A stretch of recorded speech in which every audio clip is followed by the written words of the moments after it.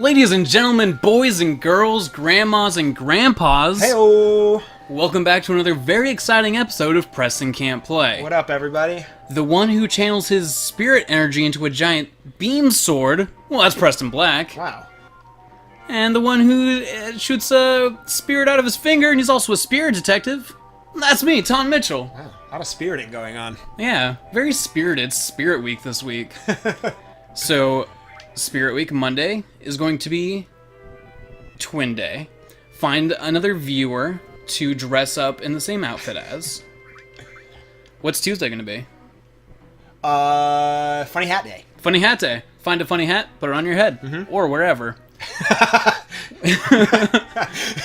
Wednesday is always going to be Color Day. What are our channel colors? Do we have official colors?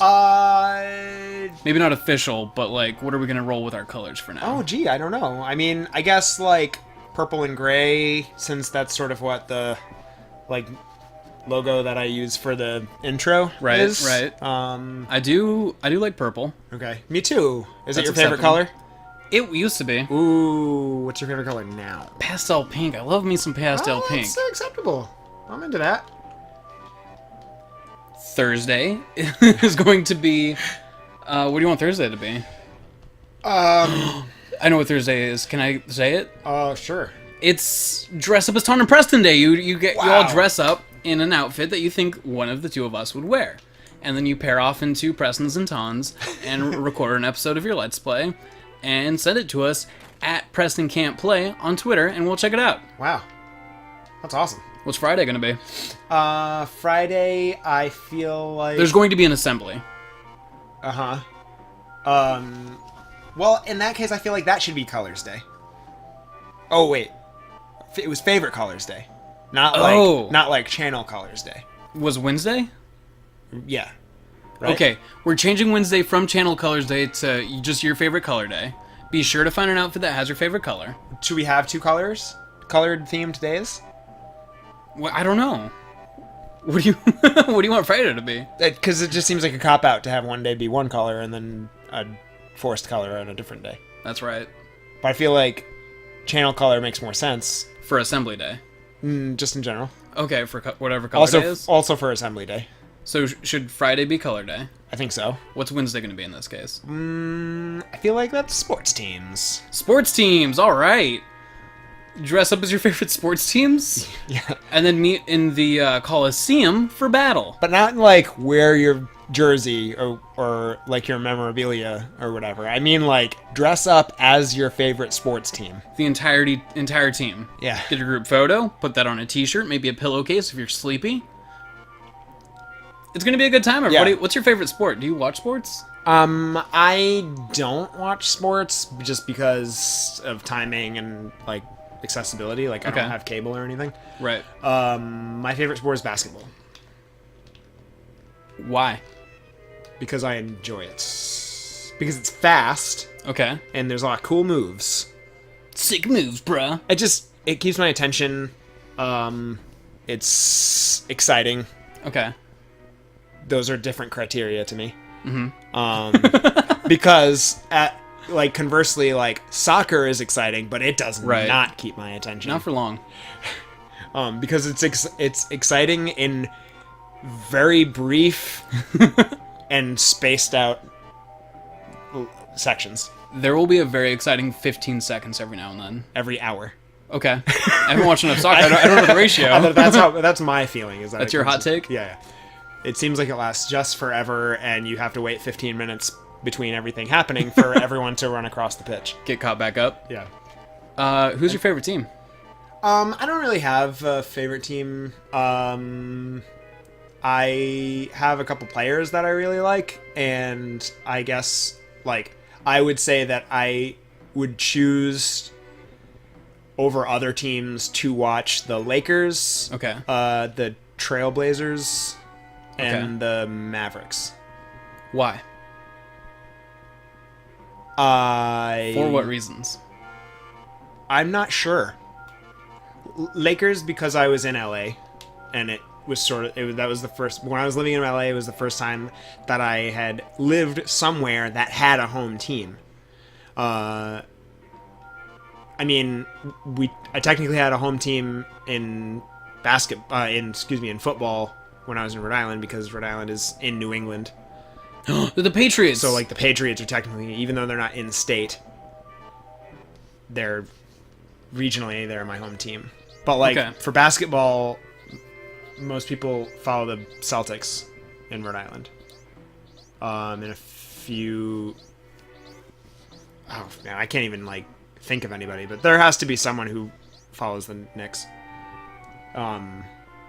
Because there's mostly Boston stuff, but like some New York stuff for the assholes. Okay. Like, you know, like 90% of the baseball fans are Red Sox fans, but then 10% are Yankees fans, like just to be contrarian, pretty much. I think. It probably makes the sports more interesting to have people cheering for both sides that actually care. Yeah, there's always somebody to fight at the bar. Exciting news. Yeah. I can feel our leg hair touching every now and then. That is exciting. We're like close enough on the couch and we're both wearing shorts. Yeah. Because it's the middle of winter. And yeah, I can feel your leg hair. Nice. So what's going on in this game? We have cornered Don Corneo. We've saved Tifa, who is his choice of lady. His bride to be. Yep. And we're cornering him and threatening him. Cloud is. They're all threatening to hurt him. To kiss him? To hurt him in the balls. Oh, I thought they were going to like lead him on and get his emotions involved, and then eventually they're trying to squeeze him. Leave. No, they're trying to squeeze him for information, and I can't remember what. They're trying to squeeze him. I thought he was trying to squeeze Eris. Physically. Oh. They're trying to figuratively squeeze him. Okay. I understand. Yeah. He wants to know where Barrett is.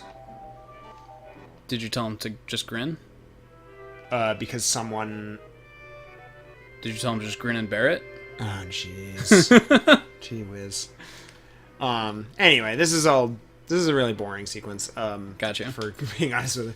I did want to kind of talk about this, because we sort of glanced over this whole portion of the game last time when we were playing through this. You sort of acknowledged, like, oh, we're getting into this cringy part of the game. Right. And then we mostly, like, just kind of took it for granted. Talked about surf ninjas. And I kind of... Was I still talking about surf ninjas? I don't think you were still talking about surf ninjas at that point. I should have still been talking about surf ninjas. No, when actually, I think when we were down in the torture dungeon, you were like, this reminds me of surf ninjas. For some reason.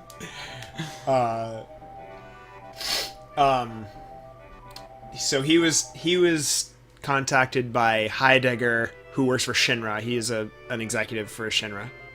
Don Corneo? Yes. Okay.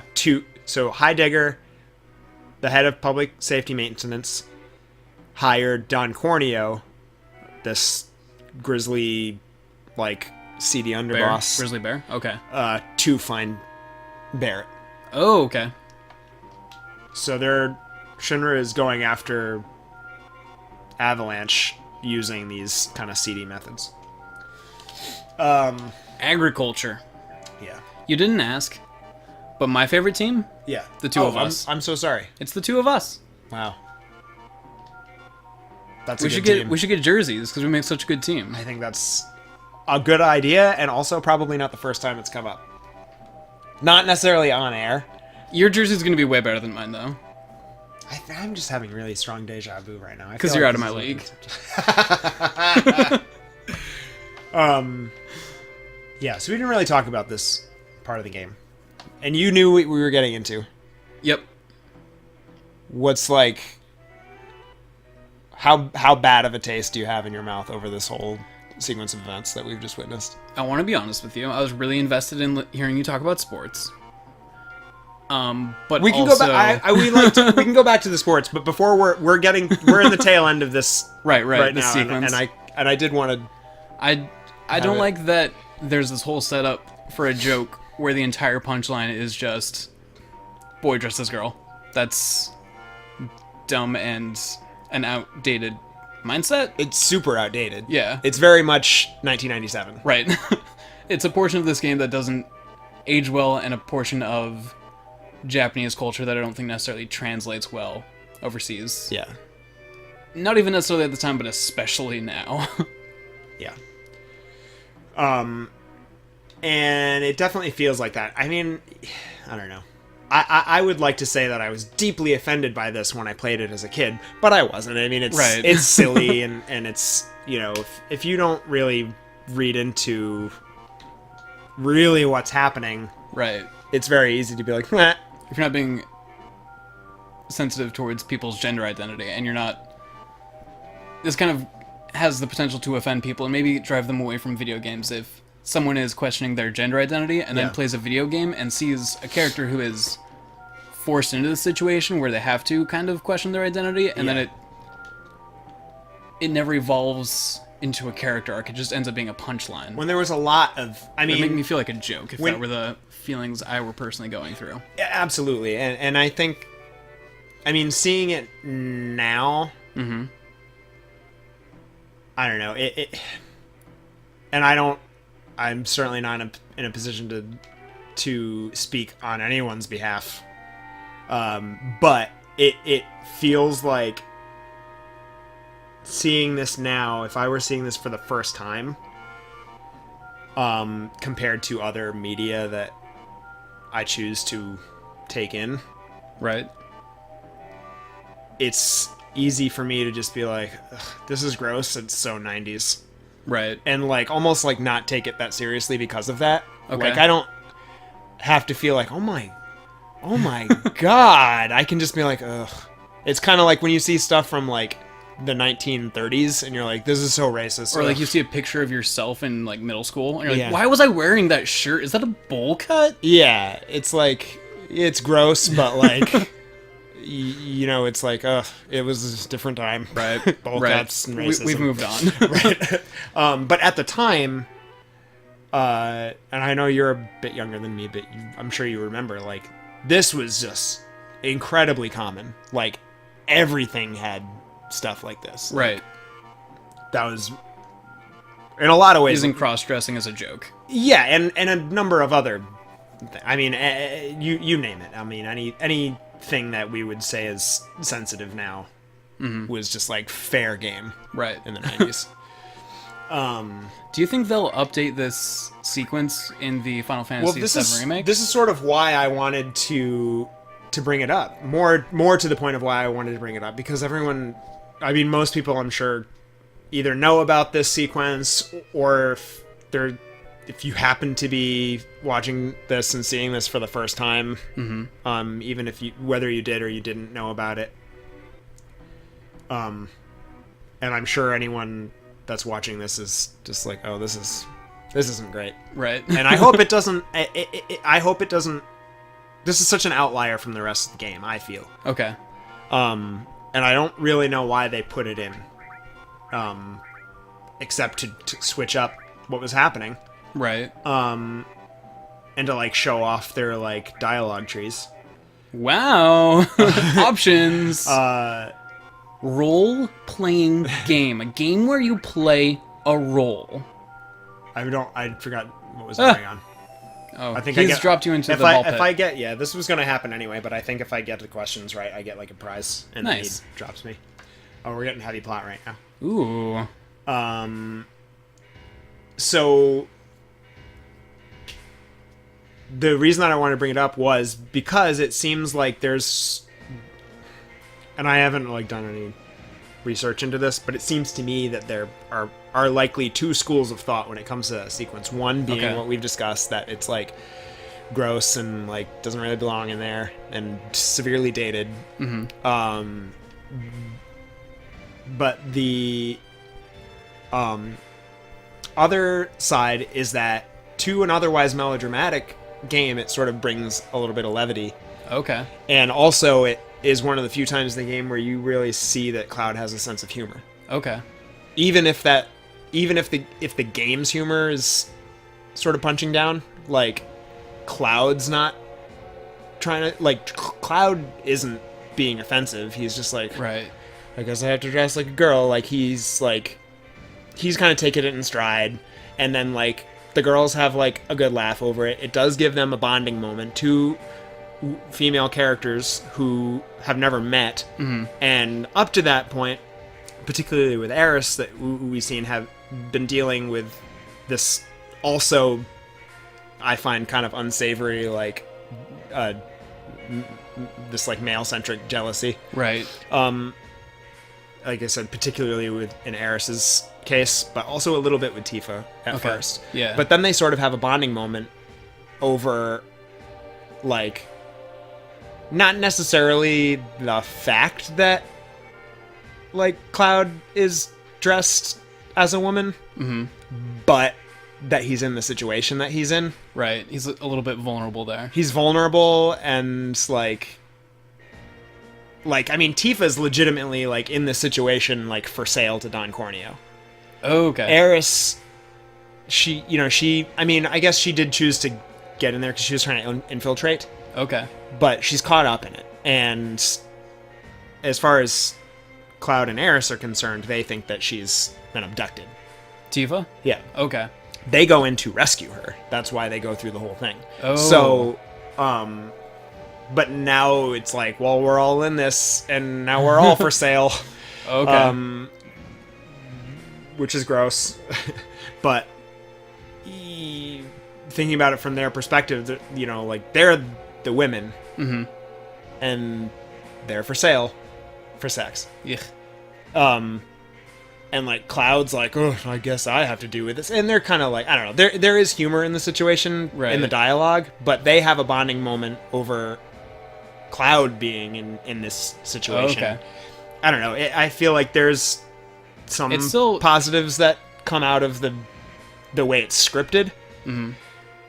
I kind of went off on a tangent. But that's sort of my perspective, is that you could see it as this really gross thing, or you can see it as this, like, opportunity for the game to show the lighter sides of these characters, even though they're in a really gross situation. Right. I feel like it could have been better executed if their whole purpose was to show that they all have a sense of humor. Absolutely, no question about that. So if we're wondering if are they going to include this in the remake, and I've had the conversation about that with a mutual friend of ours, and that was sort of the thing. It was, well, they're super updating it, and if they're going to do that, then it's going to be probably even more edgy. Okay. And, like, you know, I mean, look at all the other Final Fantasy VII stuff that came out after this. It's all, like, hyper edgy. Like, this game is already, like, a little edgy, but pretty like, edgelordy.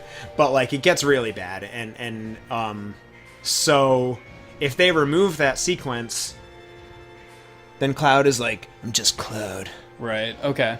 I have no personality besides being so amnesia edgy. And anger, maybe.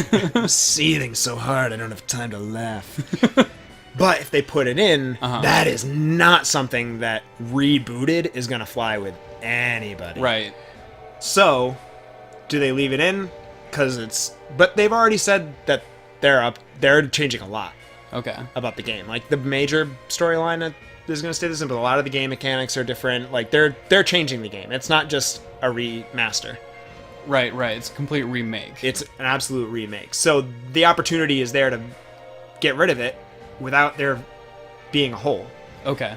So then the question is, are they going to do something to take its place that's not completely appalling, but that still executes the same thing? I think that was to give the two female stranger characters, the two female characters who are strangers, a bonding moment. And also to kind of just, like, lighten the mood a little bit. Okay. Even if the execution falls short. Right. Especially 20 years later. Right. So that's the question. So I don't know. I haven't heard one thing or the other about it, but I also haven't looked it up. I'm curious. Let us know your hot takes in the comments below. But for right now, we're going to have to say goodbye, guys. That's it for this episode of Preston Can't Play. Yeah, thanks, guys. Sorry, that was kind of a weird episode and also a longie. But yeah. Goodbye, everybody. Bye.